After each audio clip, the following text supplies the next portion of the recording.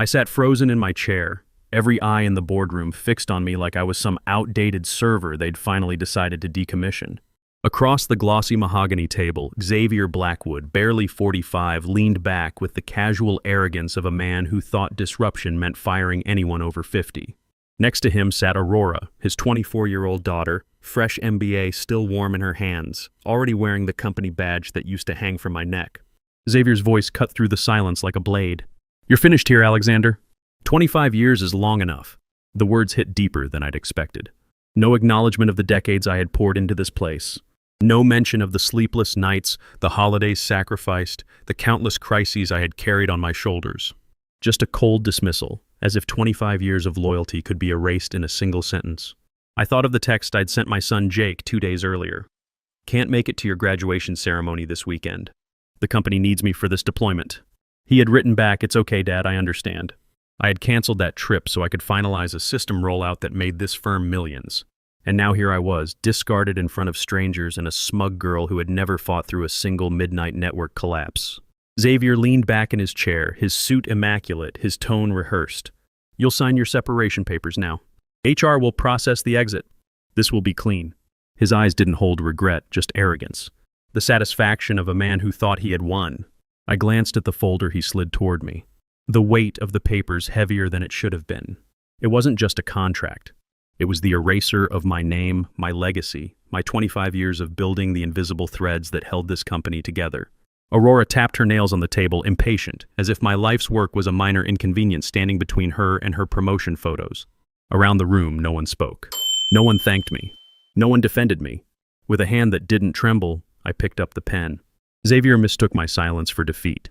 He didn't realize that with his own flamboyant signature already stamped at the bottom of those documents, he had just set into motion the one clause that would undo him. I left the boardroom with my dignity intact. But once the heavy door closed behind me, the silence pressed in. For the first time in 25 years, I wasn't walking back to my office. I wasn't staying late to run simulations, to prepare slides, to save a project no one else understood. I was simply gone. The bitterness rose sharp in my throat as I thought back on all I had given this place. I remembered the white fluorescent lights at 2 a.m., the hum of servers, the only sound while everyone else slept. There were weeks I barely saw my own family because I was here, building systems that kept this company alive. I remembered the birthdays I missed, the vacations canceled, the excuses whispered into a phone at midnight while Jake asked, "Dad, will you be home tomorrow?" The answer was almost always no. The company had become my second marriage, except this one demanded everything and gave nothing back. My real marriage had crumbled under its weight years ago. Sarah had told me once, "You're married to that company more than you are to me." She wasn't wrong. I wore loyalty like armor, convincing myself that sacrifice meant security. There were scars, too, though they never showed on any quarterly report. I thought of the morning I collapsed at my desk, my chest tight, my vision blurred. The paramedics said it was exhaustion compounded by stress. A colleague rode with me to the hospital, laptop in hand, because even from a gurney I was still answering emails. The company had praised me for it. Dedicated, they said. Irreplaceable, irreplaceable. Until I wasn't.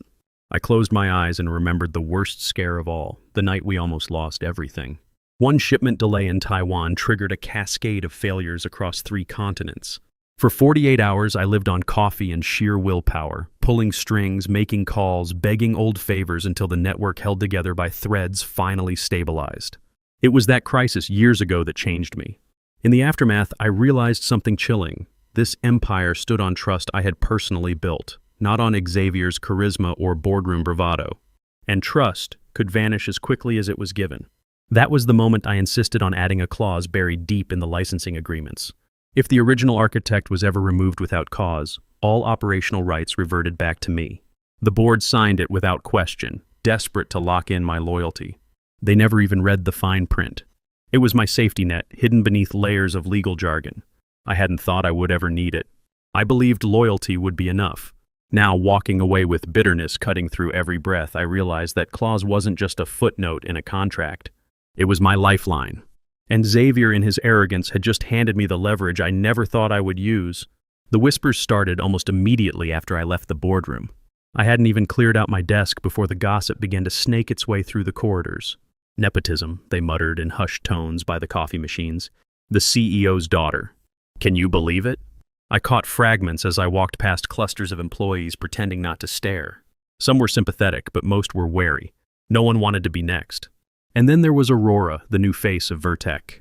She walked the halls like she already owned them, her glossy heels clicking on the tile.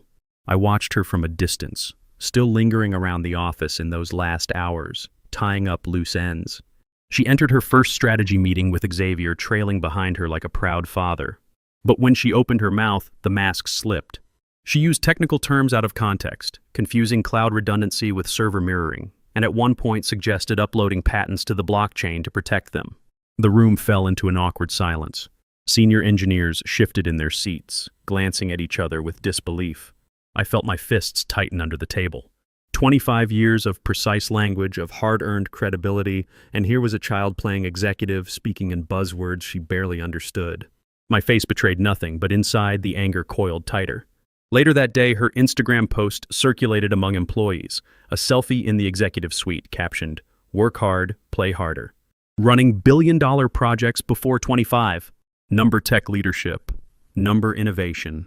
Number disrupt the norm." My throat burned with the injustice. I thought of the countless nights I'd slept in that same office chair, too exhausted to drive home. And now the same chair was a photo prop, a backdrop for hashtags. Still, I stayed silent. Rage pressed at the edges of my composure, but silence was my shield. I wasn't going to give Xavier the satisfaction of seeing me break. I let them believe I was gone quietly, watching as arrogance bloomed unchecked in the space I had once filled with discipline and grit. As I slipped into the elevator, my phone buzzed. A message lit up the screen from an old colleague who had been with me since the early days. "She won't last a month. Everyone can see it." For the first time that day, I let the corner of my mouth lift. It wasn't joy, not yet. It was recognition, the quiet confirmation that I wasn't alone. Others saw the cracks forming. They saw what Xavier refused to see. You cannot replace 25 years of sweat, scars, and sacrifice with a surname and a smile. I tucked the phone back into my pocket and walked out of the building. My anger was still there, sharp and alive. But beneath it pulsed something stronger, patience. I didn't need to explode now. The collapse would come. And when it did, I would be ready. I packed my desk slowly, each item a reminder of the years I had poured into this company. The framed photo of Jake, taken when he was just a boy in Little League, now grown and in college. The worn leather notebook filled with sketches of systems that had turned into patents worth billions. Even the half-dead plant by the window, a survivor of endless nights I spent hunched over spreadsheets instead of at home. Every object carried a story, but none of them had earned me a thank you. Colleagues drifted by, their eyes flickering toward me with the same mixture of pity and fear. Some murmured quick goodbyes, voices thick with unease, as if acknowledging me too warmly might mark them next for exile. Others simply avoided my gaze, focusing intently on their screens while sneaking glances at my emptying shelves.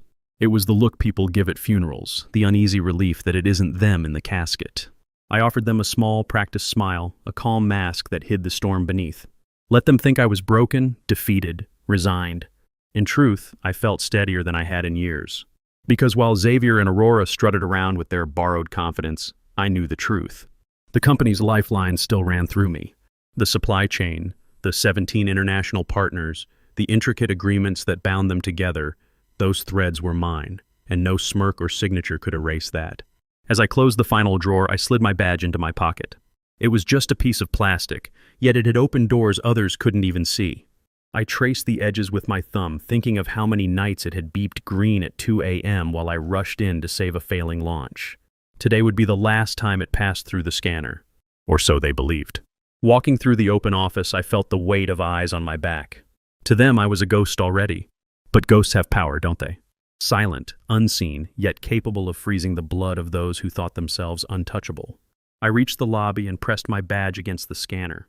A sharp beep sounded, and on the screen in bold green letters appeared, "Access granted." For a split second, I nearly laughed. The system still recognized me as essential. They hadn't cut me off.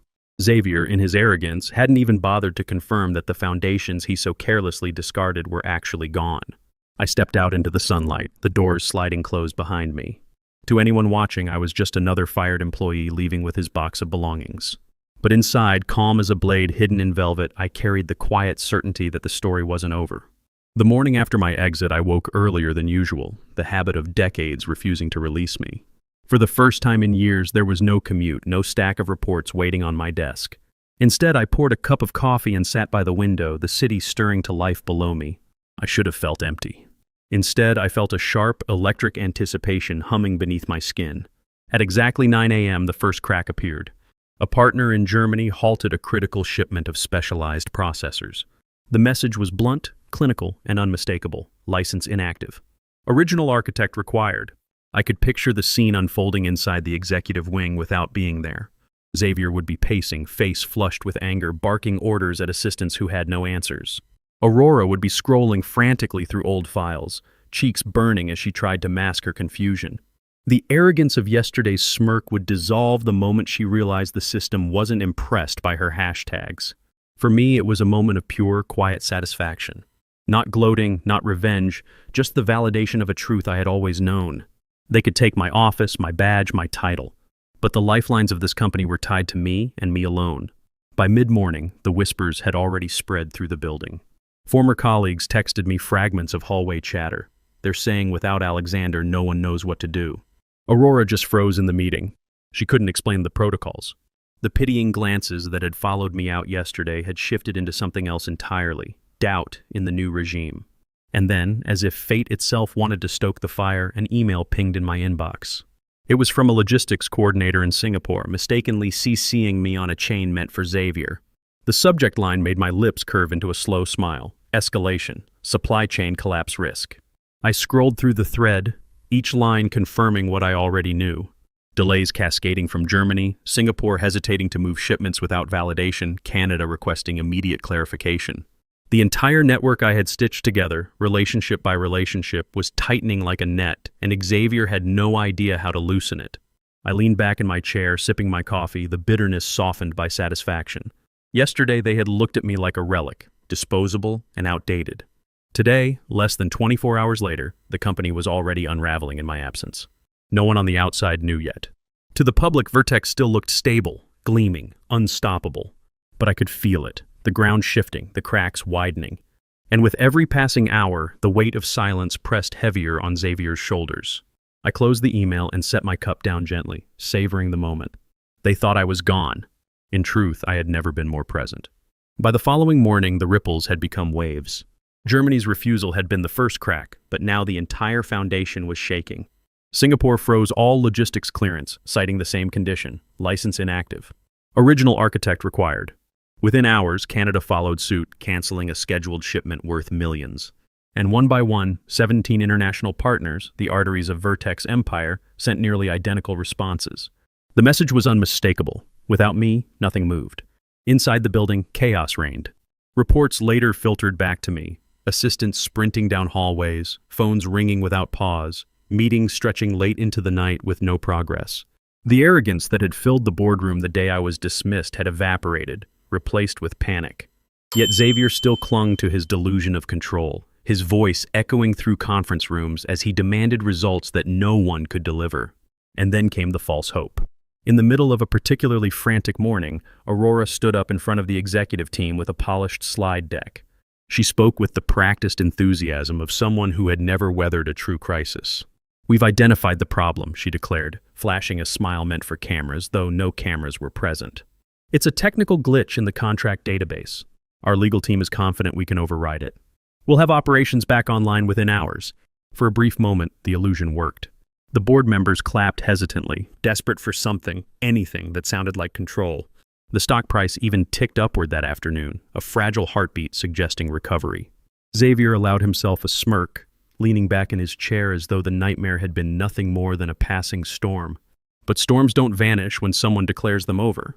That evening, the system spoke for itself. A synchronized cascade of messages hit every node across the global network. Contract invalid. Original architect missing. Every partner, every supplier, every logistical hub displayed the same unambiguous phrase. The false hope shattered instantly. Calls dropped, screens froze. The stock, which had briefly rallied, plummeted even harder than before. Xavier's temper exploded. He dialed partners personally, his voice rising, his charm replaced with desperation. Most didn't answer. One finally did, a supplier in Montreal. The conversation, I was told later, lasted less than 2 minutes. When Xavier demanded to know why they refused to cooperate, the supplier cut him off cold. "We only work with Alexander Stroud." And then the line went dead. I imagined his face in that moment, the veins tightening at his temples, the dawning realization that his power was slipping not just from his hands, but from the very walls around him. For years, he had believed he owned the empire. Now he was discovering it had never truly been his. It had always been mine. The tension across the company reached a fever pitch. Employees whispered in corridors, wondering how long they had before paychecks bounced. Investors demanded answers.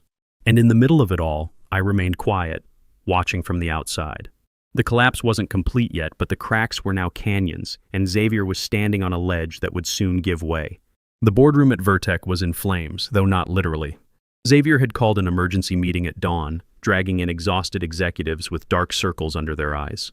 The air was thick with desperation. Every screen on the wall pulsed with red alerts, contracts invalid. Supply chain halted. Sienna stood at the front with her laptop connected, trying to project confidence as she flipped through a glossy PowerPoint deck. "We have several contingency options," she chirped, her voice cracking slightly. Graphs slid across the screen, filled with colorful arrows pointing upward, but her words were drowned out by the barrage of furious voices. Investors joined remotely, faces crowding the monitors like an angry jury. "Our shares are collapsing," one shouted. "Why did no one flag this risk?" demanded another. Xavier raised his hands, barking for order, but the chaos surged louder. For the first time, his usual charisma faltered. Meanwhile, outside of the glass tower, the story had already escaped containment. By noon, headlines blared across business networks. Vertec supply chain collapse, tied to missing architect. The public latched onto it instantly. On Twitter, the hashtag #BringBackAlexander began trending, first in the city, then across the country. Memes surfaced overnight, contrasting my years of service with Aurora's hollow slogans. One particularly brutal post quoted her Instagram selfie, "Work hard, play harder," dash overlaid on a plummeting stock chart. Employees added fuel of their own. On LinkedIn, an anonymous account posted, "This company fired the wrong person. Without Alexander, nothing works." The post went viral among industry professionals, gathering thousands of comments in hours. The company's carefully constructed facade of confidence was crumbling in full public view. And where was I? Sitting in a quiet cafe 2 blocks away, sipping black coffee and scrolling through the news on my phone. The chatter of strangers filled the air, but none of it touched me. For the first time in weeks, maybe months, I felt steady. The world was unraveling around Xavier, and I didn't need to lift a finger. As I skimmed through the chaos online, my phone buzzed with a new message. It wasn't from a friend or a colleague. It was from a private number. The words were simple but sharp as a blade. "We need to meet. Off the record. Tonight." The sender identified themselves only with a title. Board member, Vertec.